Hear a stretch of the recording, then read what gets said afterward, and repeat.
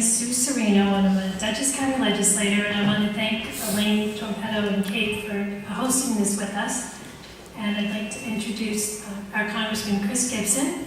He came today to join us, and thank you, Chris. Thanks for being here.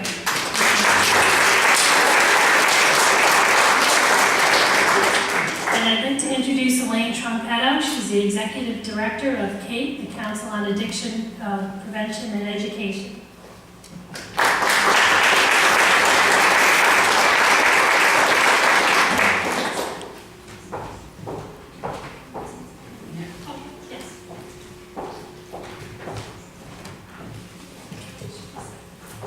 Well, good evening, everyone. Thank you very much for coming this evening.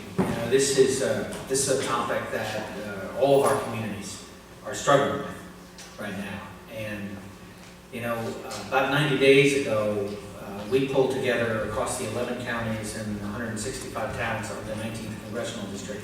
We brought together subject matter experts to try to get better problem definition and begin to look at the way that we could move forward effectively. And a lot was discovered in this meeting, but I'll tell you that a meeting like today is going to be helpful, I believe. There are three general areas where I think we need to do better, and one is education and prevention. That'd be one area, and I think that we're going to really put a lot of focus on that today. We have wonderful panelists, subject matter experts. I appreciate Kate pulling this together. Thank you, Elaine. And also, we have, this is intensely personal. There's no other way to get around it than just to be very candid on that score. And, we have someone here in recovery, and we have a family that's been tragically impacted by this as well. And, here today to communicate and to really try to share so that we can together do better. In the Congress, we just had an opportunity this past week to work on an appropriations bill, and that deals with this issue area, and we were able to get additional funding for the enforcement piece of it, and some of what includes prevention. The treatment portion of this is going to come later in the summer, and we're going to need to focus on that too, because we're going to have to focus on all three of these areas: prevention, education, enforcement, and treatment to move forward. And and a lot of little things that I can mention here, but really what I want to do this evening is to listen and to let you know my office is available right across the street. Here is Patty. Patty's in the back. You want to raise your hand? Patty works for us, and we want to partner with you. I know we have local leadership here too from the town, and I appreciate that. And I think if we forge together with eyes wide open to all the challenges that are out there and identifying areas where we can collectively make a difference, we're going to come through this. So thank you very much for this opportunity, and thank all the panelists. Thank you for being here today.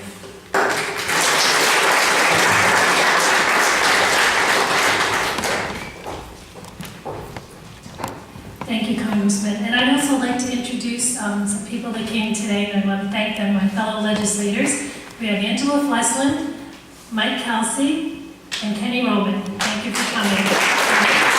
Kenny Johnson. I feel like which one? Sorry about that.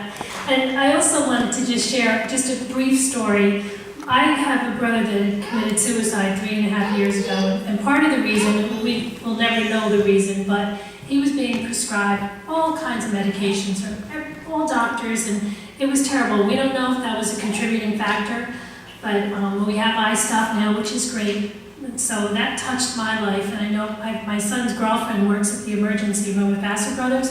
14-year-olds are getting dropped off there because of overdoses. It's a huge problem, and we see it every day. And we have some great speakers all over here today, and I'm very happy that everybody was able to come, and I thank you.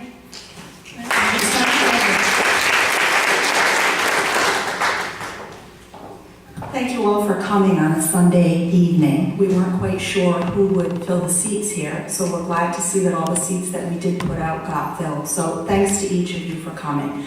There are some of my colleagues from dental hygiene here that I would like to take the opportunity to introduce. Margaret Hurst, who is the Division Chief for Chemical Dependency and Mental Health. Thank you for coming, Margaret. And Angela Lee Dines, who is the Prevention Coordinator for the county. Thank you, Margaret. I would like to echo what Congressman Gibson said. There has to be a three-pronged initiative to address this particular issue. Certainly, our emphasis, CAPE's emphasis, is on prevention and education. But as you will see as I introduce our panelists, there are treatment folks that are represented, there are coalition folks that are represented, there are law enforcement partners, and there are folks in recovery. With that in mind, we wanted to be able to build awareness in our community, and that has been going on for a while. The county recently, I think about 2 weeks ago, had their own forum that they rolled out, and many of the folks who are seated behind CAPE's tablecloths this evening are folks that have been taking this journey with us for, what would you say, Mario, 3 years now? It is a slow process. Clearly, the epidemic is before us. We know that it is not getting easier.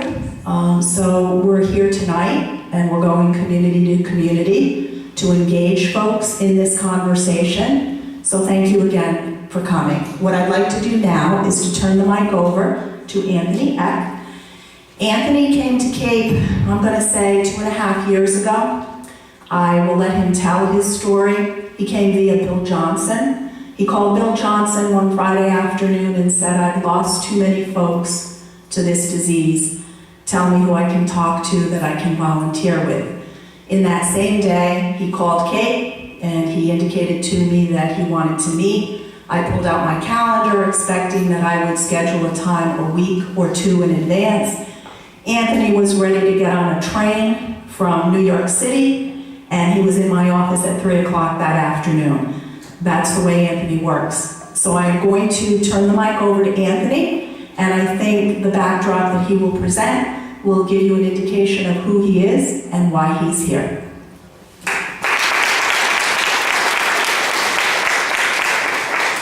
Hi everybody, I don't like this thing. You can hear me, right, if I stand here? All right, my name's Anthony, all right, 50 years old. I'm just going to tell you about the bunch of hats that I wear, for the most part. All right, I work in New York City. I run the operations of a 2 million square foot building. All right, I'm responsible for 6,000 lives on a daily basis. I do that 12, 13 hours a day. You know what I mean? I get up at 3, and most guys get up at 3 a.m., gets home by 7:30. So it's a long day. That's one hat, you know what I mean? I'm also a father, brother, a son, I'm all of that. Still married, with the grace of God. The other thing is I live in the community too. I'm in Hopewell Junction, I live in East Fishkill. And I'm involved in a lot of things in the neighborhood, you know, and I know a lot of people in the neighborhood, so I'm a community guy. I moved up here from the Bronx about 6 years ago, you know what I mean? And I saw a few things, which I'm going to get to real quick, that disturbed me when I left the Bronx and came to Dutchess, which is a beautiful county, you know what I mean? The other part of my hat, I turned it this way, I'm a person in recovery as well. Long-term recovery, as of right now, it's like a little bit over 10 years. And I need to stay humble, so, you know, it takes a lot of work to do that. Being in recovery, one of the things I do is I make meetings, 12-step meetings. You know, you can call it AA, call it what you want, but I make meetings. And one of the things I saw in meetings was between the Bronx and Dutchess County was the fact that the Bronx, people that were just coming in to meetings in the Bronx were between the ages of, let's say, 35 and 45. Dutchess County, they come in between the age of 15 and 25. And I said, the buck stops here. I got enough knowledge. I've been around this disease my whole life, and it is a disease. You know, it's been in my family. If you shake my family tree, God only knows what's going to fall out. That's a fact. So I'm no stranger to addiction, period. You know what I mean? So I call myself a person in the trenches. You know, I also got on the subcommittee for chemical dependency, so I could also do my part in the community. You know what I mean? Because I have this knowledge, I want to share that and try to help save a life. You know what I mean? One of the things I want to talk about briefly, because we got the best of the best up here. Although there's a real need for treatment, no doubt, we need treatment. You know what I mean? What I've found in my experience, my life's experience so far, is prevention is going to be a key. Because everything we solve here today is going to do something some years down the road. Everything else between today and that time, we're going to work on as a community. You know what I mean? But prevention has to start right here, right now. And I say this every time I speak. And it starts with everybody. It starts with all civilians, not just the politicians and the law enforcement. They all got their job to do. But it starts with the community. It starts with you, your kids, your neighbors' kids. If you know something's going on, talk to other parents. It's a group effort. I can't specify that enough. Seriously, you know. Prevention, when I came to Cape, and I did a lot of research. I go on a computer, I look up a lot of things. And one of the biggest things was I found personally that the people involved with Cape, everybody has a personal stake in the game. There's a reason why they're there. It's not the paycheck, believe me. They can make 5 times as much money working in Manhattan. So it's very personal to them. That's why they do what they do. So anything they have to offer or say, if you have any questions for them, ask anyone, and you'll get the answers you're looking for. That's a fact. That's just in my opinion. You know what I mean? Another thing before I'm done, I go have a chair. As a community, the word stigma, it's a big word. And prevention and recovery is hard with that stigma that this disease carries. Whether it's alcohol, drugs, prescription pills, you name it, there's a stigma attached to it. And my goal is to help remove that stigma. I'll confess and say, I'm a person in recovery. I got a lot to lose. I really do. And I don't care. If it saves one person, I don't care. I'm not here to pat myself on the back. I want to remove some of that stigma. You know what I mean? I want to get that ball rolling so we can get past that and take it to the next level. So what I would suggest is just keep an open mind. If you have any questions, you got cards or whatever, fill them out, ask the questions, and let them answer, because you got the best of the best sitting right here. Thanks.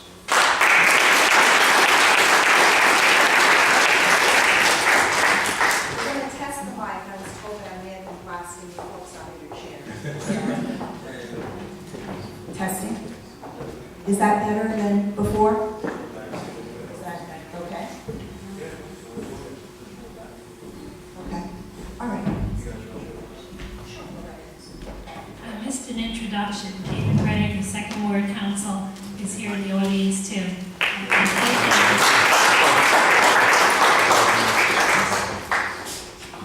You just heard Anthony talk about stigma. What we'd like to do now is to show you a very brief snippet that relates to that topic of stigma.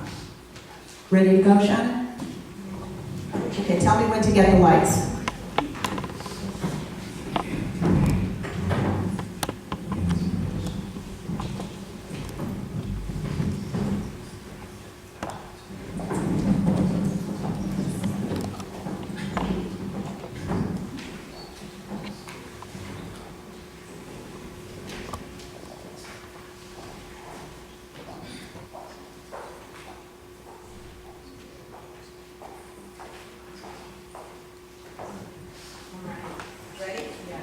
Admit this or not, this is our Black Plague.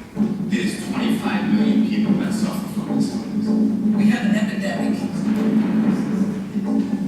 It's a national crisis. That untreated addiction cost our economy over $550 billion last year. It's disgraceful that we have done so little about it thus far. Once you're an addict, you're that thing that they have to have. So many people think of addicts as homeless people living under bridges. The media is difficult for us to battle against because the negative news about addiction is dramatic. You know what we in the media do? We wink it. We Snoop Dogg it. Hey, all you have is stone, that's fine. If everyone thinks of alcoholism and addiction as a negative thing, no one's going to want to go get help. As a culture, we are still very rooted in just say no.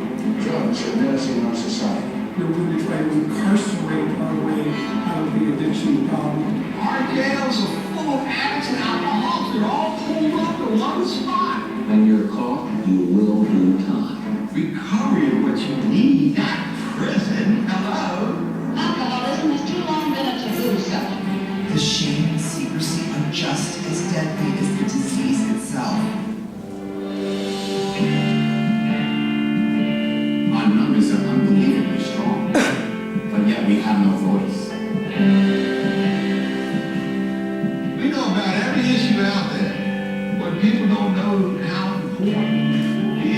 recovery is. As a person in long-term recovery from an illness that has no cure, but an illness that has a solution. We could ever tap those 20 million people in long-term recovery. You change this overnight. Now it's my turn to teach you that recovery works. History's on our side. History will show one day who and what we are. So I say we make history. Boys in the rock pool, we have to fight for the hearts. And I think those hearts are going to be. I refuse to feel ashamed of who I am. I most certainly will not be embarrassed that I'm an addict. I'm going to tell whoever I damn well want to. There's a lot of us. Everyone knows somebody.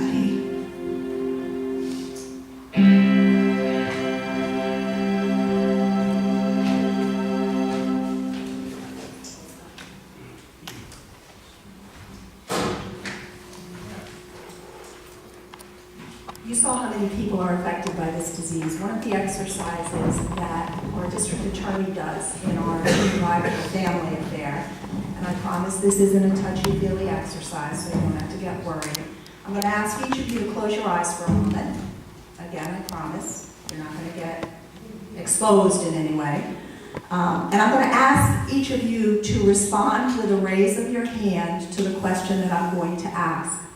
How many of you know someone, whether that be a family member, a friend, a coworker, that has been challenged by the disease of substance use disorder? Please raise your hand. Keep your hands up. Open your eyes and look around. This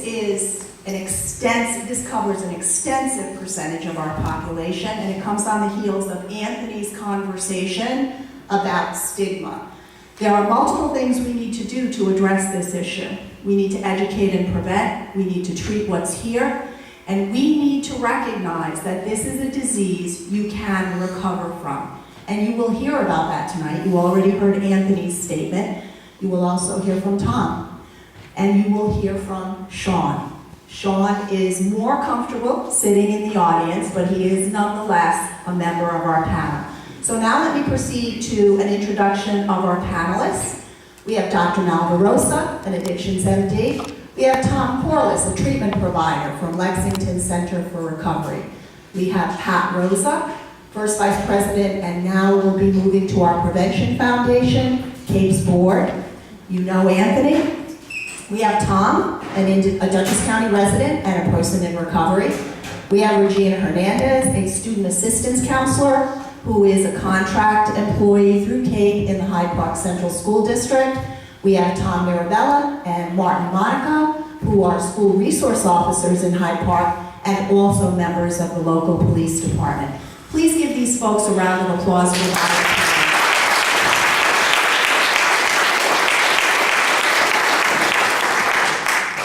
Now what I'd like to do is to ask each of our panelists, and we really want to be deferential to your time.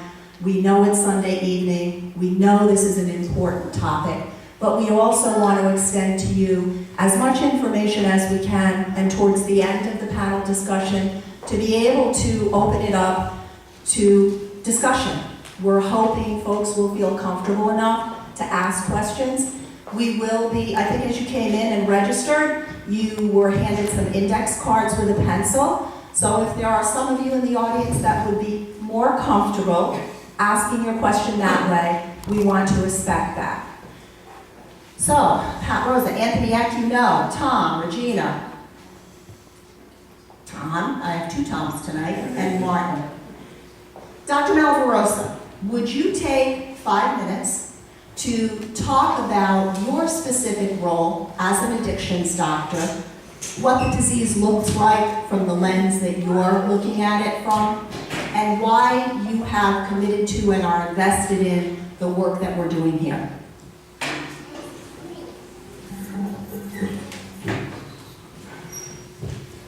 Why do I do this? It feels good.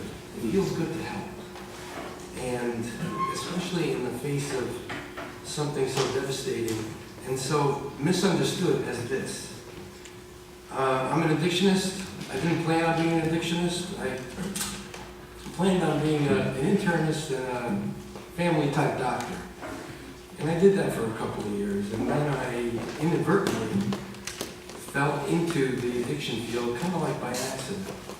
Just prior to me falling into it by accident, through my experience in residency, I have to say that I was very judgmental. I was very ignorant. I didn't think I was ignorant. I thought I knew it all. In medicine, I didn't spare myself anything while going through residency. But one thing I knew, you know, these people kept me up 36 hours straight every night, every third or fourth night on my feet for 36 hours, admitting people, taking care of them. And so I had no compassion. Why do I say this? Because when you're judgmental, it acts as a blinder. You don't see it for what it is. Then I ended up covering for a friend of mine who was a medical director of a rehab. And it was my first experience. I was blown out of the water. Just like the video said, you think they're all Bowery Bum type people. They're not. This rehab was full of people from every walk of life. There were pharmacists, there were politicians, there were nurses, there were janitors, there were teachers, there were a wide representative of people. I was blown out of the water. So I realized I'm missing something. Then I started thinking about the patients that I had in my private practice. People with jobs and families and seemed normal, but out of that population, by the end of my first year, I realized about 10% of my patients had a problem.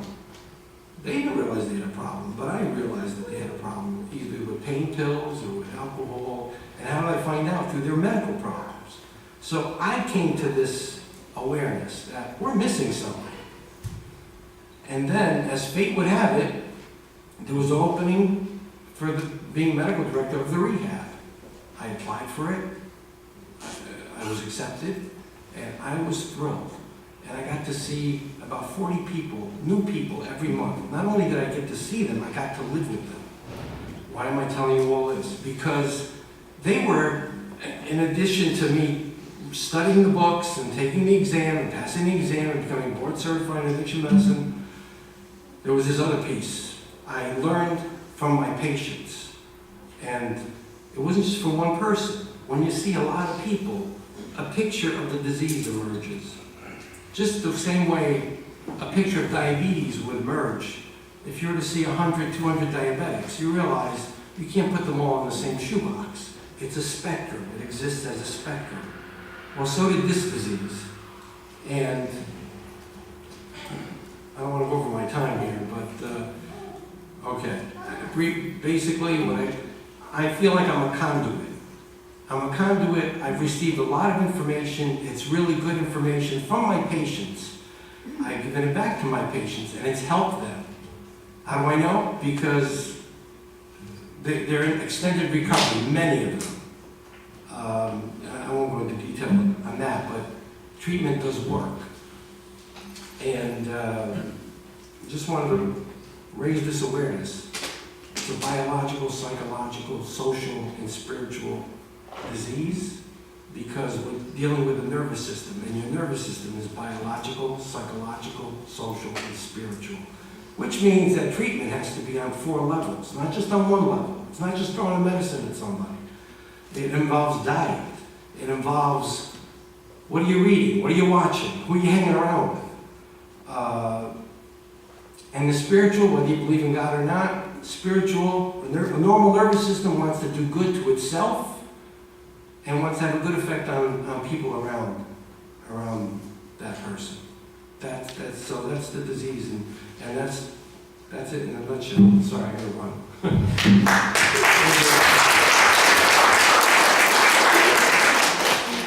Thank you, Mario. Michael Corliss, Lexington Center. You're the treatment provider on our panel. Would you tell us a little bit about what you do, what you've seen over the course of the last, say, 7 to 8 years, and what you're seeing now, Michael? Hi, everybody, and thank you for coming out for the forum. I want to thank the families of all those that are affected by this disease, and thank you for the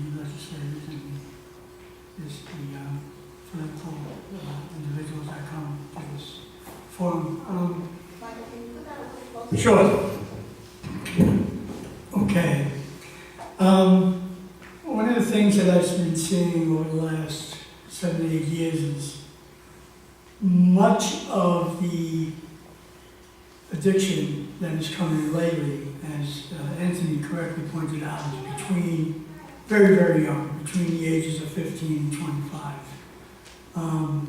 Much of it is opiate addiction. A lot of it has to do also with alcohol and other drugs. Much of it also is to mental health situations that they may come by. As for myself, I do try to treat people with addiction addicts. Actually, I do. I'm a clinical supervisor at Lexington Center for Recovery, and one of the things that I'd like to reiterate what Dr. Malrosa and pointed on was the physical, emotional, mental, spiritual, and environmental issues that come in. What I really noticed when somebody first comes into addiction, they're not really ready to look at everything up front right away. And one of the things that I've been really focusing on myself is to be a guide into their addiction, to show them that there is a way out, and to recognize that they do have a sense of worth, a sense of self-esteem, a sense of self-efficacy. And I think for me, one of the things that I really focus on is having them weigh the choices and the decisions that they come up with, and how drugs and alcohol have influenced not only their lives on a physical level, but also their lives on the environmental level, on the emotional level, and the spiritual level. I have a saying, and I heard this from various individuals, in order to recover, we have to uncover. And I just wanted to let you know that in the beginning, it's very physical, it's psychoeducational, it's really what they need, education into addiction. What is it? Cravings, triggers, physical addiction, withdrawal, what are the symptoms of withdrawal, and then we gently move them into more deeper underlying traumas that allow them to gaze and in many instances accept some of the pain and the situations that have come up in their lives. So with that, and then I usually move into more of a spiritual dimension, allowing them to tell me what they need and what their needs are as far as spiritual. Could be God, could be self-help meetings, could be anything that promotes growth and change in their life. So thank you.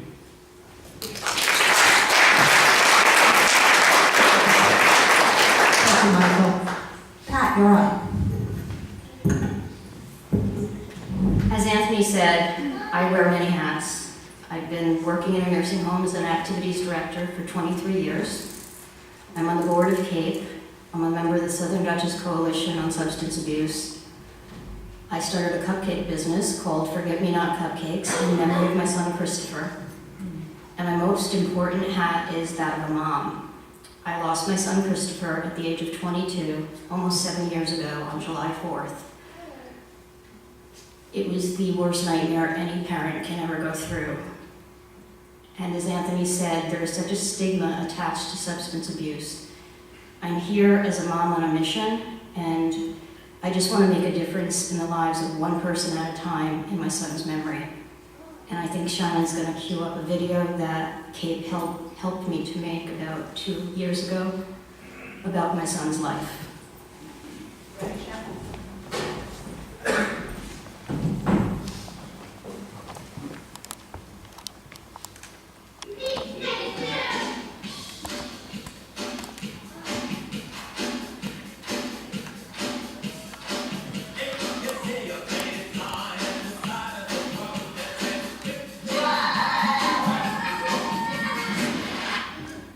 This is Christopher. His story starts like every other child. He was smart, loving, talented, funny, compassionate, and kind. He was actually a really funny kid. Loved to mess around, loved to joke. That was probably my favorite thing about him. Christopher has a nice free spirit. It was like a soft wind. Christopher loved the social part of life. He liked music, Hondas, animals, hanging out with his friends. He was a typical boy. When he was 3, maybe 4, he'd be walking around with headphones with the monkeys playing. He was a son, a brother, a grandson, an uncle, a friend, and an addict. He passed away on July 4th, 2007, from complications of substance abuse. Christopher probably started smoking in middle school, maybe 12 or 13 years old. And of course he was hiding cigarettes, and from that it progressed to marijuana. And then he started drinking, and from there it progressed to heroin and prescription meds. And it was a nightmare. It was nothing that I could ever imagine. His whole personality changed. He became more hostile. It was really scary to see him that way. I didn't know why he was doing it or where he was getting the money to do it. I was wondering what I did wrong to have him turn to drugs. I kind of tried the brotherly route. I followed me talked, and I sort of thought that that was enough to do, especially with my parents, kind of trying to get him to rehab centers and trying to get him to see doctors and trying to sort of do everything. I mean, they really did everything. I think they threw the kitchen sink in the situation, trying to help him. At one point, when he was hospitalized, he said to me, "Mom, stop, I'm not going to die." And those words just got me right. There we were, in the hospital, and he had died. You sort of feel powerless. The guilt was overwhelming, I think, for both his father and I. What went so wrong in his life that we lost him, and what could we have done differently? A piece of me went with him that day. All I have left is his voicemail on my cell phone, leaving me a message. "Mom, I heard you weren't feeling well. I hope you feel better.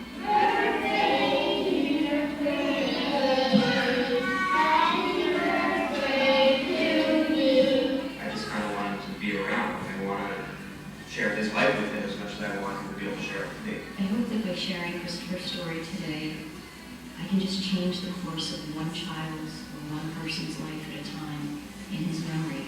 You get to a certain point, and that's it.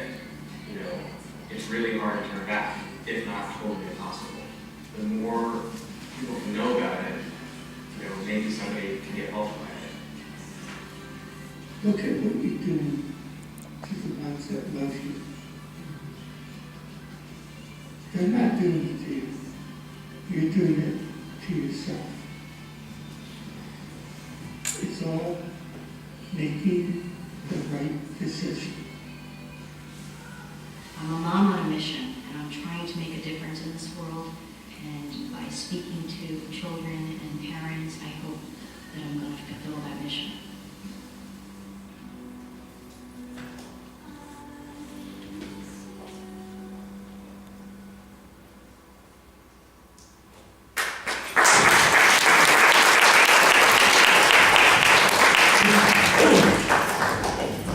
Anthony, I'm going to leapfrog over you. You're going to be part of the question part. Tom, it is my great pleasure to have you join this panel. Tom is a first-time member of our panel and has been fortunate enough to take advantage of some of the services that are available in Dutchess County. So what I'd like you to do, Tom, if you would, is to give the audience a sense of your personal story, start to finish. Absolutely. Hello, everybody. I'm Tom. I am an alcoholic and addict. God willing, on July 6th, I'll have 2 years in recovery. I must say, this is the first time I'm sitting next to 2 police officers and not running.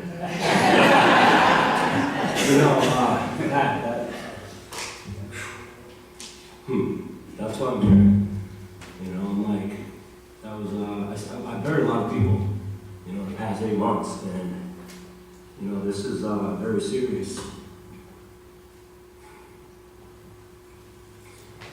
Very serious thing. To see these kids, and to experience that.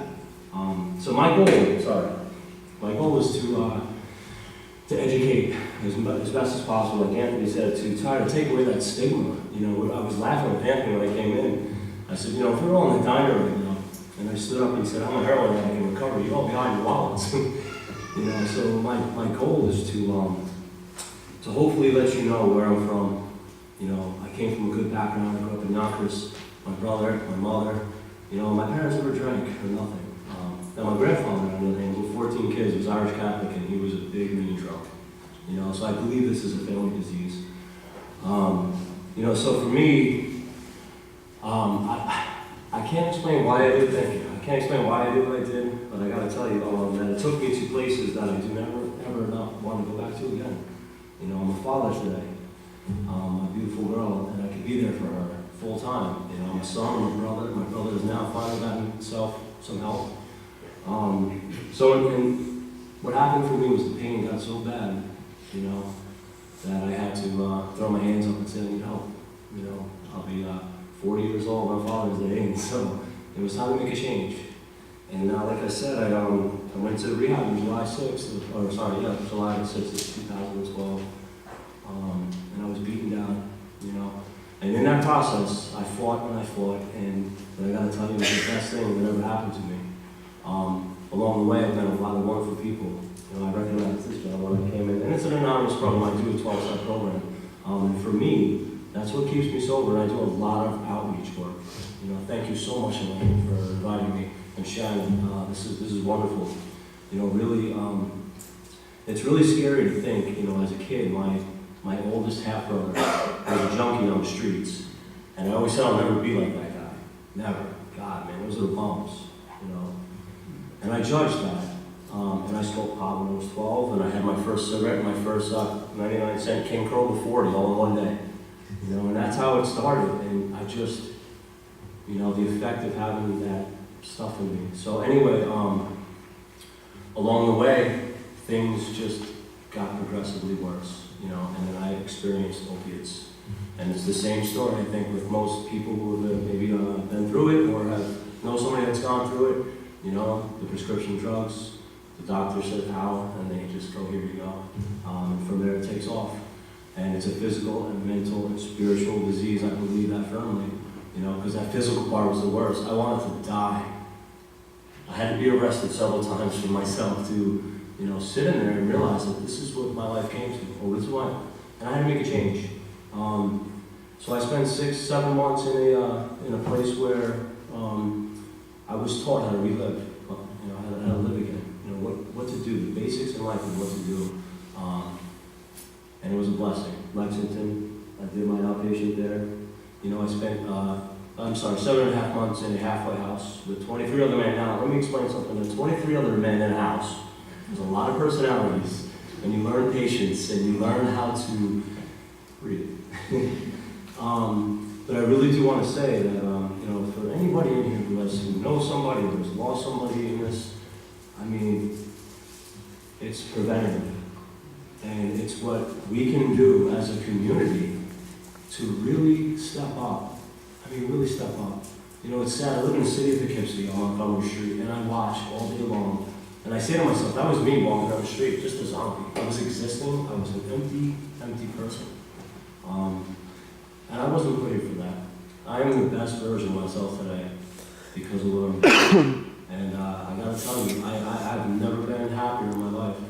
You know, I don't need things in my system to make me feel good. I need you people. You know, I need people to understand where I'm coming from, or at least try to get something out of this. You know, there's a lot of bad things happening out there. Thank you so much for what you shared, because I think that right now, whether it be law enforcement or politicians, we need to come together. We really need to come together. And in every facet of this, you know, and this is what's such a beautiful thing about Cape, because we have it right here. You know, and we're the start of it. Like I said, if I can impact anybody tonight, I'll do my job. You know, because that killed me. I mean, because that's the reality. You know, and I got tired of burying friends. You know, it's a sad thing. So I am very, very grateful to be up here. So thank you very much.